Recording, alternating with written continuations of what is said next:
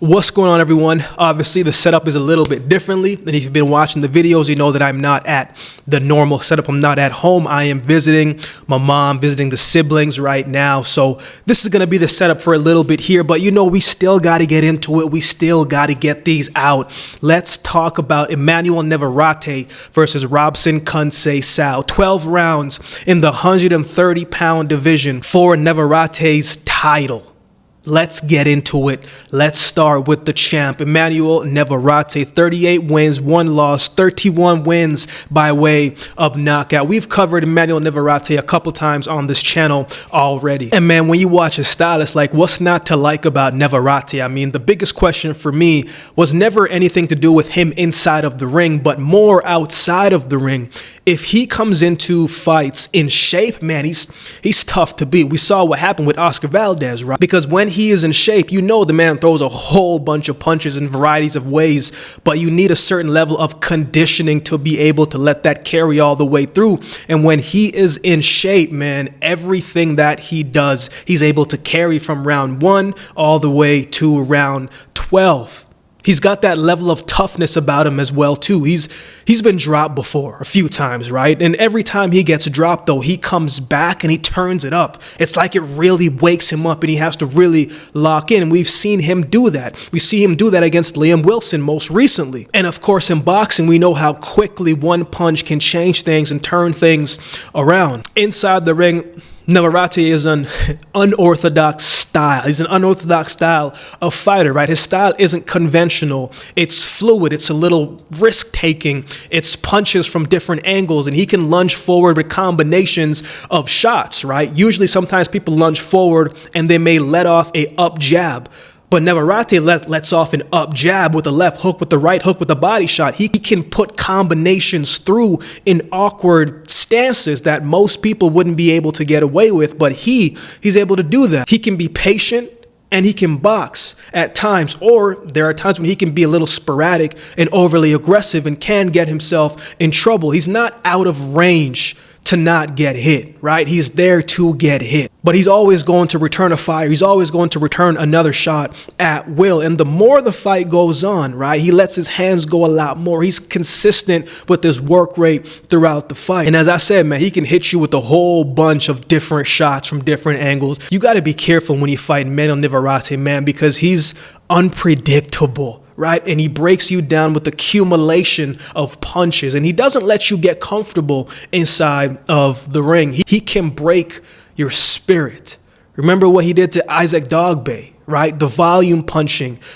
Joet Gonzalez knows exactly about that. The accumulation, Gonzalez knows about that as well, too. As good as he is offensively, defensively, you can't hurt him, right? Conceição is a very good counterpuncher, and he can have some good moments in this fight. If he can come in and be patient, if he's patient, doesn't overcommit, he'll have his opportunities to catch Navarrete coming in when he's a little lackadaisical with his defense and his mannerisms. And I expect him to do that. Let's talk about his most recent fight. Before he fought Oscar Valdez, he fought Liam Wilson, 130 pounds, new division. Man, he did not look that great in that fight to me. Looked a little sloppy, a little lackadaisical, and for a split second, almost got stopped, right? He got caught with a counter left hook, stumbled him, and Liam Wilson turned the pressure on, and Navarrete found himself on the canvas. But then after that, man, the man just turned up the aggression, turned up the work rate, turned up the mentality and the mindset, and started to really showcase what makes him so special and why he has been a champion for so long in previous divisions. You cannot deny the heart and the fighting spirit of Emanuel Navarrete. When he fought Oscar Valdez, right, we were going to see how he is going to fare against a guy who can box and a guy who has good pop in his shots. And man, when that fight started, man, I got to be honest, I was very impressed with Navarrete's performance. He showed a bit more patience and control. And of course, you still had that awkwardness style that is that Navarrete-ism, right? That's what we're going to call it, this style, Navarrete-ism, right? Because he gets away with certain things that most athletes in the boxing space aren't able to do, right? Sometimes I'm watching him, right, and his legs are crossed and he's still punching out of crossed legs, and he switches stance and he gets back into the stance that works for him. It's very interesting when you watch him because footwork is different to different fighters. There are exceptions to the rule, and for now, what we've seen of him, he's been some exception to some of the rules from a technical, foundational standpoint in the sport of boxing. The thing I like about him, man, is he does not throw 1 or 2 punches, right? When we talk about letting your hands go, we're talking about throwing combinations in 4, 5, 6, 7-piece combinations if you can, right? To the head, to the body, to the head, to the body, rib cage, liver shot, whatever you can do, find the openings and let the hand goes. Navarrete does a great job of that, and he has that deadly subtle uppercut that he's been stopping opponents with in previous fights. But we also got to give credit to Oscar Valdez because he fought a hard fight, man. He dug deep and fought through all the way to the end, man. He hurt Navarrete to the body, right? And landed big shots to the head. It was a great back and forth fight between the two. It's what we expect when we see two Mexican fighters and all the history and the wars that they possess and they put inside of the ring. Man, it's hard to beat that. Very entertaining fight and what we wanted to see. Now, when you look at the post-fight, right, Valdez's eye was messed up, right? The dude probably couldn't even see out of that. But correct me if I'm wrong, but I heard that Navarrete hurt his hand or something like that. I could be wrong, but correct me if I'm wrong in that category. But it was a fast-paced, energetic fight, exciting fight, and another fight where Navarrete came through to get the win. The last round, he caught Valdez with some shots that he shouldn't even be able to do, as I was just talking about a little bit earlier, right? Shots that it wasn't balanced from a technical foundation standpoint, but man, he was able to get through and really do damage. You know, I've counted Navarrete out in previous fights before, and every time that he doesn't look good, he still finds a way to get the win. And every time he doesn't look good, the next fight he does look better. But that's one of the questions as well too, is how is he going to look in this fight? Sometimes he's a little bit lackadaisical and takes time for him to get going, and he is going to have to be careful in this fight because Robson Conceição, man, he's no joke. If you overcommit, he is going to make you pay. He's a little bit older, yes, but Conceição was still a skilled technician inside of that ring that can cause problems. Let's talk about him. Let's talk about Robson Conceição. 17 wins, 8 wins by way of knockout. This is probably his last opportunity to fight for a title. He had the opportunity to fight for a title against Oscar Valdez and Shakur Stevenson, and he came up short. He's 35 years now, so he's not getting any younger. His last fight was stopped when he fought Nicholas Polanco, right? It was stopped because of a head clash, no contest. It ended up to be shame because he was actually fighting very well from the small sample size that we've seen of him in that fight. Moving well, looked good, solid jabs. You know, there's probably still a little bit of that freshness in him, but we'll see how it does play out when he gets into the ring that weekend. But by now, we've seen enough of Conceição over the years to know how good and skilled that he is, right? For me, it kind of comes down to which version of Robson Conceição are we going to get. If we get the version that fought Oscar Valdez, man, we are going to have ourselves a fight.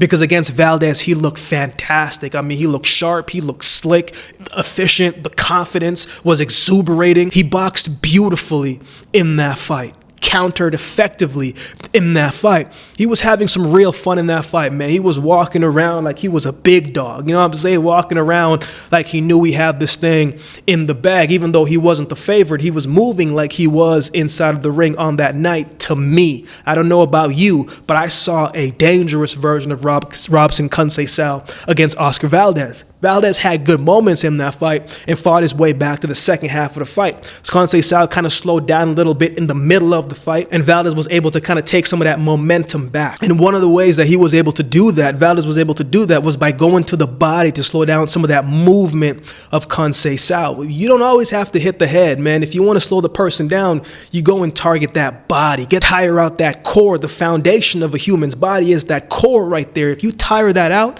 those legs are going to get a little bit heavier to carry, and that's what Valdez did to get some of that momentum back. It was a close fight, but I thought Conceição did enough to win and come out on top.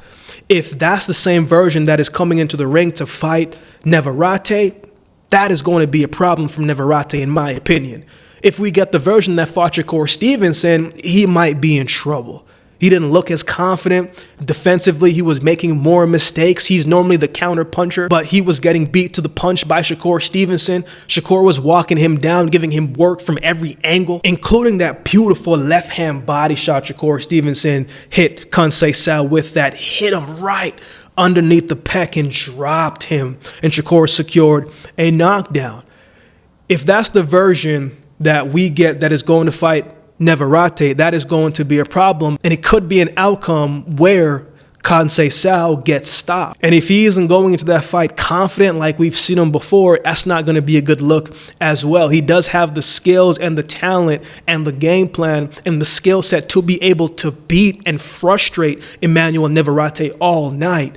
But it's going to be a long night if he is not locked in and dialed in. And if he looks his age, it's going to be a short night. We know a fighter can age overnight. Not that Robson Conceição, I'm expecting him to be that. Sometimes 35 has a way of looking 40 overnight. I'm not expecting that, but it's something that we can keep in mind and see. I'm expecting the best version of Robson Conceição that we have seen. I'm expecting the same one that has fought Oscar Valdez to be in this fight. He's hungry. He's determined. It's his last opportunity to fight for a title. So you have to believe that he is going to give it everything he's got. And that comes with the mentality.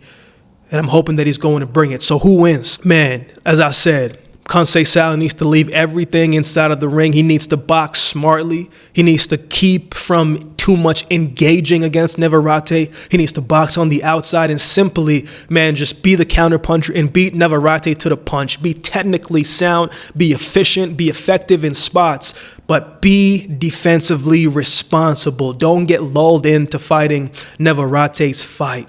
Navarrete must keep winning if he wants the other belts. Right, he must keep continuing to win and to look good in beautiful fashion. As much as I like Robson Conceição, man, I think he is going to have a tough night against Emanuel Navarrete. I think the awkward style is going to make it difficult for him to keep under wraps. And I think the ego is going to get into the mix, and he's going to want to fight fire with fire. And I think there are times he's going to get clipped. But I think that Conceição is going to be careful enough and responsible enough when he is in trouble to keep out of range and to keep at distance. I think this goes the full 12 rounds, and I think Emanuel Navarrete wins this fight by decision. However, I'm not ruling out a late stoppage, but I do think this fight goes the distance, and I think Navarrete wins this fight by decision. What are your thoughts on this fight? Who do you have winning this one? Let me know in the comment section below. If you're enjoying the content, enjoying the videos, getting something from it, there's a couple ways that you can help support the channel. You can like, comment, share, subscribe, share with a friend, engage in the community, or you can support by way of donation. My Cash App handle will be on screen as well. Other options will be in the description below. Shout out to everybody that continues to like, comment, share, and subscribe to the channel, man. I appreciate each of you. So with all that being said, if you've been watching the video, do me a favor and subscribe to the channel, and we'll definitely see you next time.